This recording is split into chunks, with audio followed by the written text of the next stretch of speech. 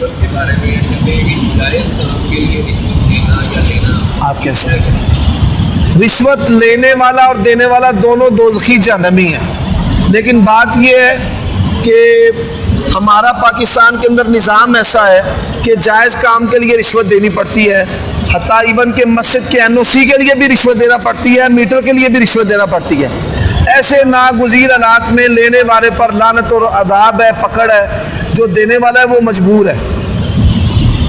دیکھیں بیسک جو سہولیات ہیں وہ آسان ہیں، تو ہمارے حکمران اور یہ مافیاز جو ہیں یہ بیسک سہولیات، مثال آپ خود چلے جائیں میٹر لگوانے کے لیے کبھی بھی نہیں لگے گا، اور جو مافیاز ہیں وہاں پہ ایجنٹ بیٹھے ہیں، ان کی آپ سروسز لیں، وہ پیسے لیں گے اور وہ یہ چیزیں آپ کو مہیا کر دیں گے۔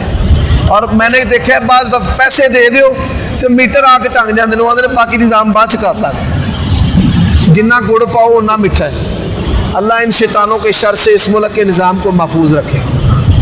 میں نے اپنے دادا دادی کو، بزرگوں کو خود کہتے سنا ہے کہ ان حاکموں سے انگریز کا دور اچھا تھا۔ انگریز جاتا ہوا یہ اسٹیبلشمنٹ چھوڑ گیا ڈگلس اور گریسی کو، یہ جرنیلوں کو، انہوں نے پاکستانی حکومتوں پر قبضہ رکھا ہے، اور یہ اتنے تگڑے مافیاز ہیں کہ جنہوں نے اس ملک کا حشر و نشر کر دیا ہے اپنی عیاشی کے لیے۔ اللہ تعالیٰ ان کے شر سے اس پاک وطن کو، پاک سرزمین کو محفوظ رکھے۔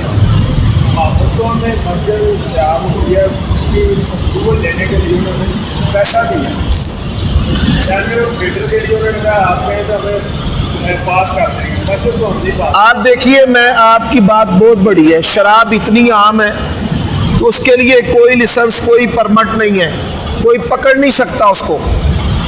تھانہ ایک سرپرستی کرتے ہیں کہ ہمارا جو کسٹمر ہمارے علاقے میں پینے والا ہے اسے بھی نہیں وہ پکڑ سکتے، اور جو فوڈ اتھارٹی ہے اور جو کریانے والا ہے اس پہ 20 قسم کی پکڑ دکڑ ہے۔